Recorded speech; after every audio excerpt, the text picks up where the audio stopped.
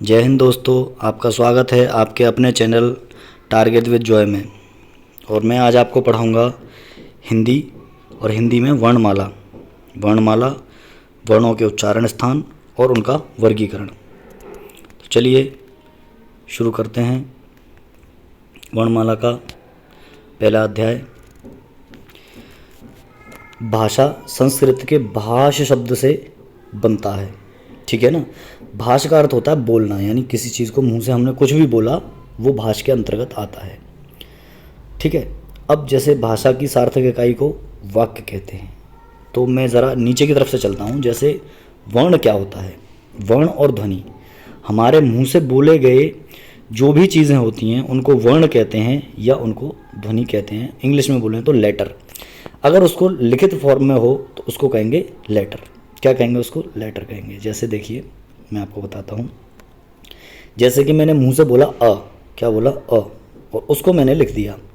तो मैं अगर इसको मुंह से बोलूँगा जब तक तो ये रहेगा वर्ण, और जैसे ही मैं इसको लिखूँगा, जब तक मैं इसको मुंह से बोलूँगा तो ये रहेगा ध्वनि। मुंह से बोलने पर रहेगा ध्वनि, और जैसे ही मैंने इसको कहीं किसी जगह पर नोट डाउन कर दिया, लिख दिया, तो ये क्या बन जाएगा? ये बन जाएगा वर्ण। तो ध्वनि में और वर्ण में यही फ़र्क है। लेकिन अगर आपको क्वेश्चन मिलता है कि साहब वर्ण और ध्वनि दोनों ही ऑप्शन में दे रखे हैं, पूछा जाता है कि सबसे छोटी सार्थक इकाई क्या है, वर्ण भी दे रखा है और ध्वनि भी दे रखा है, तो आप ध्वनि ऑप्शन लगा के आएंगे। तो आप क्या ऑप्शन लगा के आएंगे? आप लगाएंगे ध्वनि ऑप्शन। क्वेश्चन जब पूछा जाए तो दोनों अगर ऑप्शन में हो तो पहली प्रायोरिटी हम इसको देंगे और दूसरी प्रायोरिटी हम इसको देंगे, ठीक है। और यदि अगर दोनों में से कोई एक दे रखा है और अदर ऑप्शन भी दे रखे हैं, जैसे अक्षर भी दे रखा है, पदबंध भी, वाक्य भी, शब्द भी, उपवाक्य भी, तो आप पहली प्रायोरिटी देंगे इन दोनों में से ही किसी एक को। जो आपका ये वर्ण है, वर्ण और अक्षर, इनमें से ही ध्वनि और वर्ण, इनमें से ही किसी एक को फर्स्ट प्रायोरिटी देंगे। अगर दोनों दे रखे हैं तो फर्स्ट प्रायोरिटी मिलेगी ध्वनि को। चलिए ये मैंने आपको बता दिया कि क्वेश्चन क्या पूछा जा सकता है, ठीक है। चलिए तो अब आगे बढ़ते हैं इससे। तो सबसे छोटी सार्थक इकाई होती है ध्वनि या फिर वर्ण। उससे बड़ी सार्थक इकाई होती है भाषा की, यानी ध्वनि और वर्णों को मिलाकर एक जो सार्थक इकाई बनती है उसको कहते हैं अक्षर। अक्षर कैसे बनता है? जैसे उदाहरण के तौर पर देखिए, जैसे मैंने लिखा र, ठीक है, प्लस मैंने लिखा आ, प्लस मैंने लिखा म, प्लस अ, यहाँ लिख लेता हूँ अ, ठीक है। अब है क्या, ये इसमें हलंत लगा हुआ है। अब इसमें देखिए ज़रा कि र म अ, ठीक है। तो ये एक वर्ण है। अगर मुंह से बोलूँगा ध्वनि और लिख दूंगा तो ये वर्ण हो जाएगा। ये एक वर्ण है, ये एक वर्ण है और ये भी एक वर्ण है। इन वर्णों के सार्थक समूह को, सार्थक समूह क्या हो जाएगा वर्णों का? वो हो जाएगा राम। सार्थक समूह क्या हो जाएगा वर्णों का? राम। तो राम को क्या बोल देंगे? राम एक सार्थक समूह हो जाएगा वर्णों का, ठीक है। तो इसको क्या बोल देंगे? शब्द बोल देंगे। क्या बोल देंगे? ये एक शब्द हो गया। और अक्षर क्या है? अक्षर भी बता देता हूँ अभी। जैसे कि इसमें अक्षर हो गया रा, ठीक है, रा हो गया अक्षर, ठीक। और रा और इसको पूरा जोड़ देंगे तो राम पूरा एक सार्थक समूह बन गया, तो उसको कहेंगे शब्द। चलिए, तो भाषा की सार्थक इकाई को क्या कहते हैं? भाषा की सबसे छोटी सार्थक इकाई को वर्ण, फिर ध्वनि और वर्ण एक ही जगह पे आएंगे। अगर दोनों में प्रायोरिटी देंगे फर्स्ट इसको, फिर उसके बाद अक्षर बनेगा। ऐसी ध्वनियों और वर्णों को इकट्ठा करने से, जैसे हमने ध्वनि इकट्ठा कर ली यहाँ पे, मान लीजिए र हमने ध्वनि इकट्ठा कर ली यहाँ पे, ये और इसके साथ हमने इकट्ठा कर लिया आ, तो बन जाएगा रा। तो रा क्या होगा? एक अक्षर हो गया, ठीक है। अक्षर मतलब जिसका क्षर न किया जा सके। क्षर मतलब नष्ट। क्षर का मतलब होता है नष्ट, और अ का मतलब न किया जा सके। अ उपसर्ग लग गया ना इसमें, अ उपसर्ग लगने से उसका अर्थ हो गया उल्टा। तो जो क्षर न किया जा सके मतलब जो नष्ट न किया जा सके उसे अक्षर कहते हैं, ठीक है। चलिए आगे बढ़ते हैं। ऐसे अक्षरों के सार्थक समूह को कहते हैं शब्द, जो अभी मैंने राम बना के बताया था। और ऐसे शब्दों के सार्थक समूह को कह देते हैं पद। क्या कह देते हैं उनको? पद, पदबंध, ठीक है। पदबंध से छोटी इकाई है शब्द, और शब्दों के सार्थक समूह को कह देते हैं पदबंध। और ऐसे पदबंधों के सार्थक समूह को, जैसे कि राम गया, ये एक पदबंध हो गया। और ऐसे पदबंधों की जो सार्थक इकाई होती है उसको उपवाक्य कहते हैं। उपवाक्य वो होते हैं जो एक वाक्य के ऊपर आश्रित होते हैं, या उनमें से एक शब्द निकाल जाए। जैसे राम जाता है, तो राम जाता है में से है हटा दो तो राम जाता, ये एक उपवाक्य हो गया। है लगाते ये पूरा वाक्य बन गया। ठीक है, जैसे कि मैंने कहा मैं कल दिल्ली जाऊंगा, तो मैं जाऊंगा, जाऊंगा क्या जाऊंगा, दिल्ली जाऊंगा, ये उपवाक्य हो गया। और ऐसे उपवाक्यों के जोड़ने से जो सार्थक इकाई तैयार होती है उसको कहते हैं वाक्य। ठीक है, चलिए अगला बताते हैं। अब बात कर लेते हैं वर्णमाला की। वर्णमाला क्या है? भाषा की सबसे छोटी इकाई ध्वनि है, और ध्वनि से बड़ी इकाई है वर्ण। और ऐसे वर्णों को उच्चारित करने के लिए, यानी कहने के लिए, वर्ण और ध्वनि को जिस चीज़ की ज़रूरत पड़ती है उसको हम वर्ण कहते हैं। और ऐसे वर्णों के इस सार्थक समूह को, व्यवस्थित समूह को, व्यवस्थित क्रम को, सार्थक क्रम को क्या कहते हैं? वर्णमाला कहते हैं। ठीक है, क्या कहते हैं उसको? वर्णमाला कहते हैं। चलिए अगला चलते हैं। मानक हिंदी में वर्णमाला का क्या रोल है? चलिए मानक हिंदी में देख लेते हैं। मानक हिंदी में उच्चारण के हिसाब से 45 वर्ण होते हैं। कितने होते हैं? 45। 10 तो स्वर माने जाते हैं, मूल स्वर। कैसे स्वर हैं ये? 10 वो स्वर हैं जिनमें आपके संयुक्त स्वर और दीर्घ स्वर और आपके ह्रस्व स्वर, 3 तरह के स्वर शामिल हैं। वो अभी मैं आगे क्लासिफाई करूँगा। तो उनको कहते हैं, उच्चारण के स्थान पर 45 हैं, जिनमें 10 स्वर हैं, जो कि लगभग सभी ने माना है। जितने भी बड़े बड़े आचार्य हुए हैं उन्होंने 10 माना है। और 35 व्यंजन माने हैं, मूल व्यंजन। लेकिन ये उच्चारण के लिए है, जब हम मुंह से उच्चारण करते हैं उसके लिए। ठीक है ना, जैसे ध्वनि जो होती है ना, ध्वनि, तो ऐसे ही ये ध्वनि मान लीजिए। ध्वनि से होते हैं उच्चारण, तो उच्चारण में हो जाएंगे 45। लेकिन जब हम उनको लिखते हैं, लिखने में कितने हो जाते हैं? 52 हो जाते हैं। स्वर कितने हो जाते हैं? 13 तो स्वर हो जाते हैं। उनमें देखिए 2 आयोगवा को जोड़ लिया जाता है, ठीक है, और 1 ऋषि को जोड़ लिया जाता है। ऋषि को और आयोगवा को जोड़कर हो जाते हैं आपके 13। ठीक है, और अगर आपसे बोला जाए कि स्वर होते कितने हैं, डायरेक्ट पूछ लिया जाता है कि स्वर कितने होते हैं, तो आप बताओगे 11 होते हैं, और आप उसको ऋषि को जोड़ोगे उसमें। ठीक है, और आपसे कहता है कुल कितने होते हैं मिला के, तो आयोगवा को भी इसमें शामिल कर लिया जाता है। ठीक है जी, चलिए आगे बढ़ते हैं। और 13 स्वर, 35 व्यंजन और संयुक्त व्यंजन होते हैं। कितने होते हैं? 4 संयुक्त व्यंजन होते हैं। 4 कौन से होते हैं? क्ष, त्र, ज्ञ और स्र। ठीक है, और क्या होता है? स्र। छत्र, ज्ञ और स्र। ठीक है, अभी मैं आगे बताऊंगा इनका क्या रहता है, छत्र, ज्ञ और स्र का। चलिए, तो कुल मिला के कितने स्वर हो गए? 11 होते हैं स्वर। वैसे पूछा जाए तो स्वर होते हैं 11। ठीक है, अगर पूछा जाए कि उच्चारण के स्थान पर कितने, उच्चारण के हिसाब से कितने होते हैं, तो 10 होते हैं। और पूछा जाए कि लेखन के आधार पर कितने होते हैं, तो 13 स्वर होते हैं। ठीक है, चलिए आगे बढ़ते हैं। अब देखिए व्यंजन। व्यंजन कितने होते हैं? ठीक है, चलिए व्यंजन को देख लेते हैं। व्यंजन होते हैं हमारे टोटल 35 व्यंजन। कितने होते हैं? 35 व्यंजन। 35 व्यंजन किस हिसाब से होते हैं, आइए देखते हैं। 35 व्यंजनों में क्या होता है?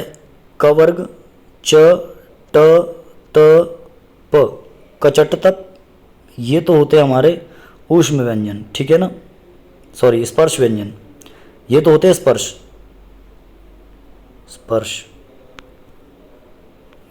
ठीक है, इनकी संख्या कितनी होती है? स्पर्श व्यंजनों की संख्या 25 होती है। कितनी होती है? 25 तो आपके हो गए स्पर्श व्यंजन। ओके, फिर उसमें 2 द्विगुण व्यंजन जुड़ जाते हैं। ठीक है, द्विगुण व्यंजन भी कहते हैं इनको, ताड़न जात भी कहते हैं इनको, ताड़न जात। ठीक है, अभी मैं आपको लिख के बता दूंगा ताड़न जात। चलिए मैं आपको लिख के बताता हूँ, इनको कहते हैं ताड़न जात। ठीक है, क्या कहते हैं इनको? इनको कहते हैं ताड़न जात। ताड़न जात, ये ताड़न जात व्यंजन भी होते हैं, इनको द्विगुण व्यंजन भी कह देते हैं। ठीक है ना, ध्यान रखना इनका नाम पूछ लेता है, द्विगुण व्यंजन क्या होते हैं, ताड़न जात व्यंजन क्या होते हैं, सीधा क्वेश्चन आता है एग्जाम में इसमें से। ठीक है, चलिए उसके बाद में अंतस्थ होते हैं 4 और ऊष्म होते हैं 4, यानी ये मिला के कुल हो गए 8। ठीक, तो 8 ये 25 वो 33 हो गए टोटल, और 2 ये द्विगुण, दोनों द्विगुण को जोड़ लो तो कितने हो जाएंगे, कुल हो जाएंगे हमारे 35। ठीक है, 2 द्विगुण और जोड़ लिए जाए तो हमारे हो जाएंगे 35। ठीक, मैंने आपको बताया, कितना बताया, अभी कैलकुलेशन कर ले रहे हैं, 25 + 8 + 2 कितने हो गए टोटल, 33 हो गए। ठीक है, ओके, सॉरी 35 हो गए, माय मिस्टेक, 35 हो गए। ये 33 होते हैं, द्विगुण व्यंजन मिला लो तो 35 हो जाते हैं। चलिए आगे बात करते हैं। अब आते हैं संयुक्त व्यंजन। संयुक्त व्यंजन में क्या होते हैं, क्ष, त्र, ज्ञ, स्र। देखिए उच्चारण होता है इसका ज्ञ, ग और य, लेकिन जब लिखते हैं तो ज्ञ लिखा जाता है, ये जरूर ध्यान रखना। तो 35 तो ये हो गए और 4 ये हो गए, 35 और 4 कितने हो गए, 39 होते। ठीक है, अभी मैं धीरे धीरे करके सारा कुछ बताऊंगा। अभी जैसे मैंने आपको पीछे बताया था कितने होते हैं, यहाँ देखिए, यहाँ पीछे बताए थे टोटल कितने होते हैं, 35 व्यंजन होते हैं, लेकिन 35 में 4 संयुक्त भी जुड़े जाते हैं, तो कितने व्यंजन हो जाते हैं टोटल, 39 व्यंजन हो जाते हैं। ठीक है, तो व्यंजन कितने हो जाएंगे, 35 ये प्लस 4 संयुक्त जुड़ जाएंगे इसमें, तो कितने हो जाएंगे, 39 व्यंजन हो जाएंगे, 39, 39 व्यंजन। चलिए आगे चलते हैं। अब विदेशी भाषा के कुछ शब्द हैं जो विदेशी और आगत ध्वनियाँ होती हैं। वैसे तो बहुत सारी हैं, बट आचार्य जो बड़े बड़े आचार्य हुए हैं उन्होंने इन ध्वनियों को मूलतः माना है। ठीक है, और अंग्रेजी के अ को माना है। जैसे अंग्रेजी के अ में ऑक्सीजन लिखते हैं हम लोग, तो कैसे लिखते हैं, ऐसे ही तो लिखते हैं, ऑक्सीजन, ऐसे तो लिखा जाता है। या फिर ऑफर लिखना हो तो कैसे लिखते हैं, ऑफर भी ऐसे ही लिखा जाता है, ऑफर। ठीक है, तो ये वहाँ यूज़ होता है जो अंग्रेजी के शब्द हैं। ऑफिसर भी इसी में ये यूज होगा, जैसे ऑफिसर, ऑफिसर, ऑफिस। ठीक है, यहाँ भी ये यूज़ होगा, जैसे ऑफिस हो गया, तो ऐसी जगह पे ये हिंदी का यूज़ होता है। ठीक है, और जैसे ये उर्दू फारसी के शब्द लिखने टाइम यूज़ होता है। जैसे कि आप लिखते हैं अखबार, क्या लिखते हैं, अ ख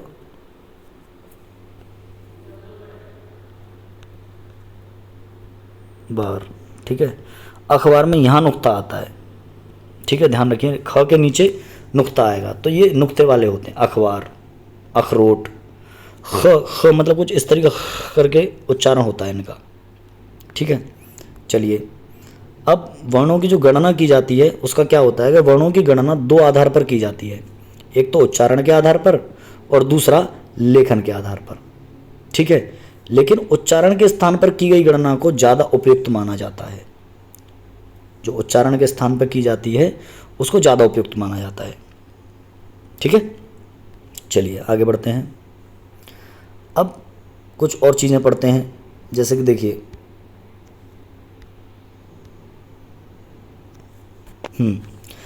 उच्चारण के आधार पर हिंदी में कितने होते हैं टोटल, 47 होते हैं। कितने होते हैं टोटल, 47, 47 कैसे हुए, अभी देखिए 35 मूल थे, 2 आगत जुड़ गए, कितने हो गए 37, और 4 हमारे कौन से जुड़ गए, संयुक्त, 4 संयुक्त जुड़ गए, तो कितने हो जाएंगे 35 और 2 37, 37, 38, 39, 40, 41, 41 तो ये हो गए, प्लस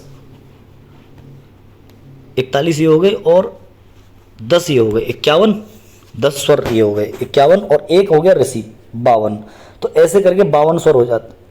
ठीक है, ऐसे कितने स्वर मान लिए जाते हैं, 52 स्वर मान लिए जाते हैं उच्चारण के स्थान से देखा जाए तो।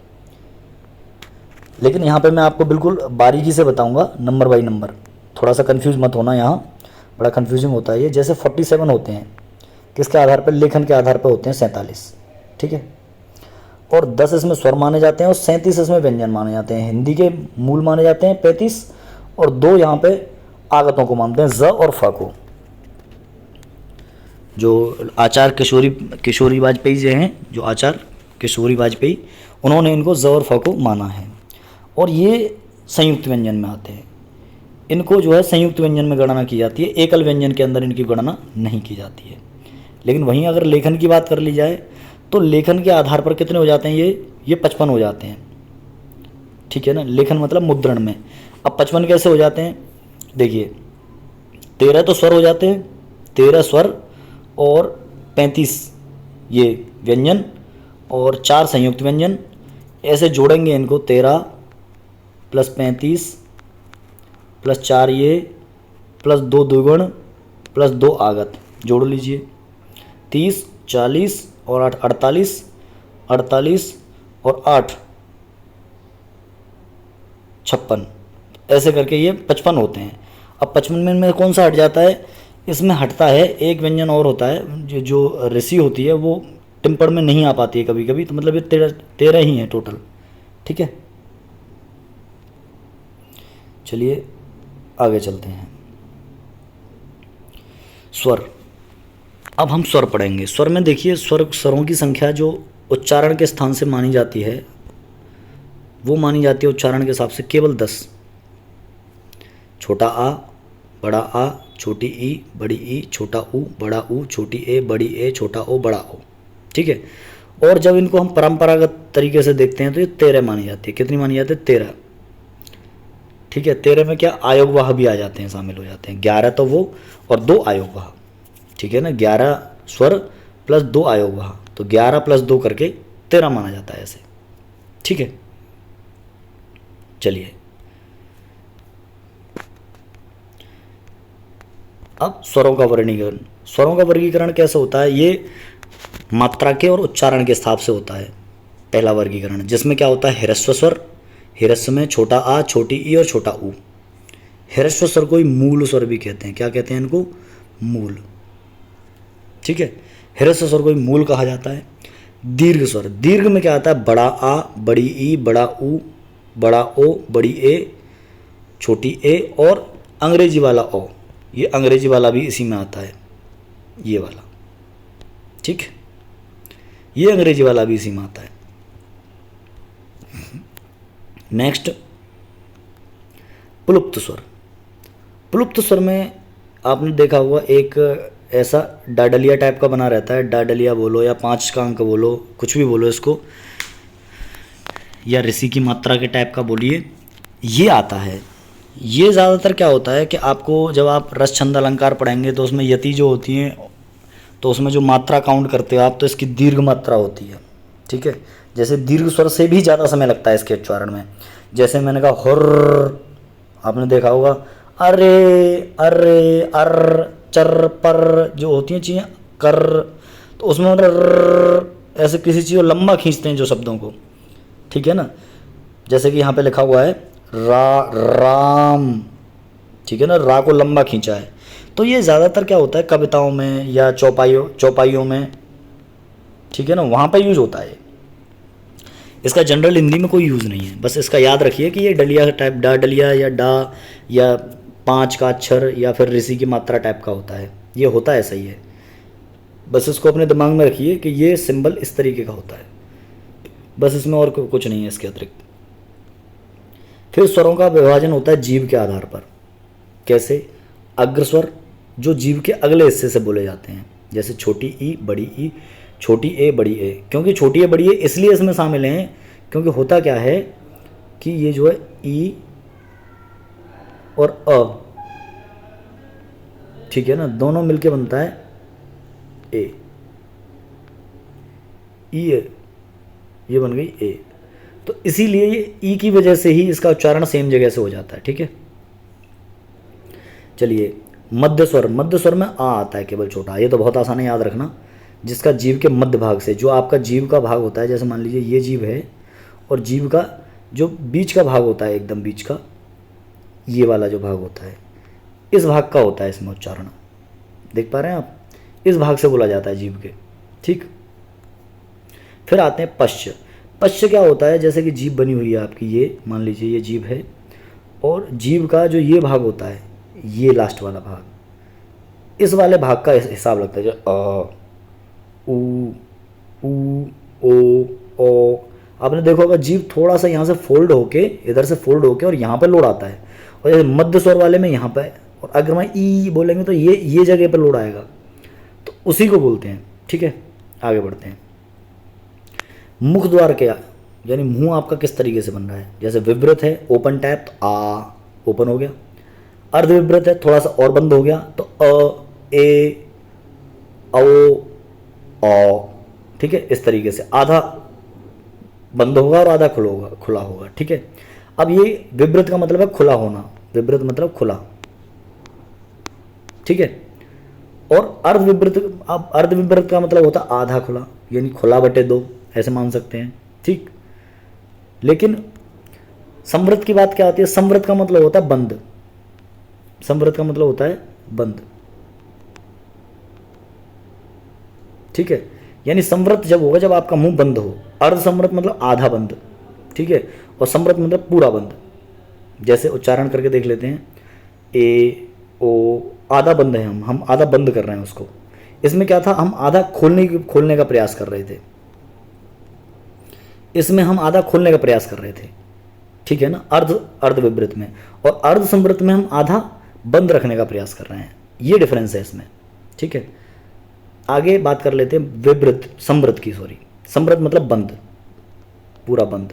इसमें क्या हो जाएगा, मुंह पूरा बंद रहेगा। जैसे ई, आप मुंह बंद करके भी बोल सकते हैं, ई, ऊ, ऊ, पूरा मुंह बंद करके भी बोल सकते हैं। मुंह बंद का मतलब होठ तो खोलने पड़ेंगे, बट आप दांत जो है एक दूसरे से सटा सकते हैं। जैसे ई, ऊ, दांतों को आप एकदम सटा लीजिए, दांतों को मत खोलिए, तो आप आराम से बोल पाएंगे। लेकिन बाकी के ये तीन हैं, इनमें आपको दांतों को खोलना पड़ेगा, इसमें, इसमें और इसमें। बस ये है इसका पहचान। चलिए आगे बढ़ते हैं। होठों की आकृति पे अब आ जाइए, होठ से, जिनमें अगर आपने होठ बंद कर लिए तो बोल नहीं पाओगे। तो दोनों आ, दोनों ई और दोनों ए, ये तो होते हैं वृत्तमुखी। कैसा, अवृत्तमुखी, जिसमें होठों की वृत्त या गोलाकार नहीं बनाने की ज़रूरत पड़ती। ठीक है ना, इसमें आपको गोल होठ करने की ज़रूरत नहीं है, बस होठ एक दूसरे से अलग रहेंगे, गोल करने की ज़रूरत इसमें नहीं पड़ेगी। ठीक, अब बात कर लेते हैं वृत्तमुखी की। वृत्तमुखी में आपको गोल करने पड़ेंगे। जैसे कि आजकल मोस्टली आपने देखा होगा, लड़के लड़कियां सारे लोग सेल्फी लेते हैं, तो सेल्फी लेते टाइम वो क्या करते हैं, अपने होठों को कुछ इस प्रकार बना लेते हैं, ऐसे। ठीक है, तो वो एक तरीके से गोल टाइप हो गए कि नहीं हो गए, ऐसे गोल से बना लेते हैं। ऊ, ऐसे आगे मुंह निकाल लेना, जैसे पक्षियों की चोंच निकलती है ना आगे, उस तरीके से। तो उसी से उस उच्चारण को बोल देते हैं वृत्तमुखी उच्चारण। ठीक है, आगे बढ़ते हैं। अब मुंह से जो हमारे से हवा निकलती है, मुंह से या नाक से, पता कैसे चलती है कि हम ये शब्द मुंह से बोल रहे हैं या नाक से।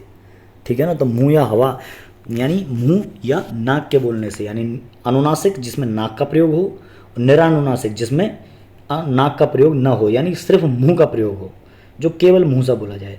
यानी जिनमें भी आप देखिए बिंदी लगी होगी, यानी अंग, इंग, इंग, जिनमें भी बिंदी लगी हुई है अंग की, वो सारे आपको नाक की ज़रूरत पड़ेगी। जिनमें नेज़ल की ज़रूरत होती है, नाक का सहारा लेना पड़ता है।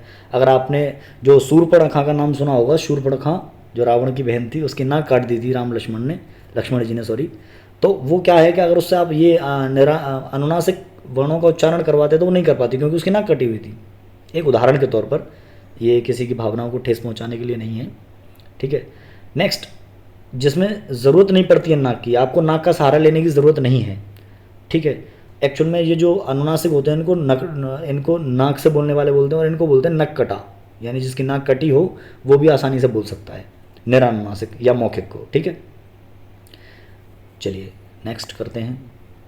घोषत्व के आधार पर, घोष मतलब होता है कंपन, स्वर तंत्रियों में किस प्रकार से कंपन हो रहा है। ठीक है, स्वर तंत्रियाँ जो हमारी होती हैं उनमें किस प्रकार से कंपन हो रहा है, स्वर तंत्रियों के कंपन के हिसाब से। ठीक है, उसमें क्या होते हैं, घोष। ठीक है, अब एक पहचान यहाँ पर नोट कर लीजिए आप, ये बिल्कुल रटी हुई पहचान होती है कि जितने भी स्वर होते हैं सभी के सभी सघोष होते हैं। सघोष को ही घोष बोला जाता है। ठीक है, जो सघोष वर्ण होते हैं उनको ही घोष भी बोला जाता है साहब। घोष और सघोष बात एक ही है। ठीक है, अलग अलग नहीं है। और दूसरे होते हैं अघोष। अघोष वो होते हैं जिनमें घोषत्व तो नहीं होता, गूंज नहीं होती। ठीक है, चलिए नेक्स्ट कर लेते हैं। प्राणत्व के आधार पर, अगला क्या है? प्राणत्व के आधार पर, मतलब कि आपको बोलने में कितना दम लगाना पड़ा है, कितना दम लगाना पड़ा है। आप समझिए, आप बोल रहे हो तो उसमें कितना दम लगा रहे हो बोलने में। जैसे ज़्यादा दम लगाना पड़ रहा है बोलने में या कम दम लगाना पड़ रहा है बोलने में, उसके आधार पर देखिए क्या होता है। एक जिनमें ज़्यादा दम लगाना पड़ता है बोलने के लिए वो होते हैं महाप्राण। कैसे होते हैं? महाप्राण। और जिनमें कम दम लगाना पड़ा है, सभी स्वर, पहली बात तो ये है कि अल्प प्राण होते हैं, अल्प प्राण सघोष होते हैं, ये बात ध्यान रखिएगा। इनको घोषत्व के आधार पर सघोष कहते हैं और प्राणत्व के आधार पर अल्प प्राण कहते हैं। सभी स्वरों को बोलने के लिए कम दम लगाना पड़ता है क्योंकि ये स्वतंत्र रूप से उच्चारित किए जाते हैं। लेकिन व्यंजनों को स्वतंत्र आप उच्चारण नहीं कर सकते, तो व्यंजन में महाप्राण आपको मिलेंगे, अल्प प्राण भी मिलेंगे, बट स्वर सभी के सभी अल्प प्राण होते हैं। ठीक है, ये फैक्ट है। अब बात कर लेते हैं, अगला टॉपिक है हमारा व्यंजन। और देखिए व्यंजन के लिए हिसाब से ये वीडियो थोड़ा लंबी हो रही है, अभी व्यंजन को हम नहीं करेंगे। ऑलरेडी वीडियो जो है 25 मिनट से ऊपर की बन चुकी है, तो मैं अगले सेशन में इसको कराऊंगा। तो आप सभी लोगों को चैनल को लाइक करना है, शेयर करना है और सब्सक्राइब करना है। देखिए आज मैंने डिजिटल तरीके से डाले हैं नोट्स, ऐसे ही मैं कोशिश करूँगा कि धीरे धीरे आपको पसंद आएँ, उस तरीके से मैं नोट्स को डालूँ। और प्लीज़ शेयर कीजिए, कमेंट कीजिए और आप अपने चैनल को सब्सक्राइब कीजिए। ये आपका चैनल है, इसको आप आगे बढ़ाइए। इसी के साथ मैं अपनी वाणी को यहीं विराम देता हूँ। अगले सेशन में मिलते हैं आपसे। ठीक है, ये एक चार्ट है, ये मैं थंबनेल में पिन करूँगा, तो वहाँ से आप देख लेना कैसे उच्चारण किया जाता है कंठ से तालु से। ओके, ठीक है। जय हिंद दोस्तों।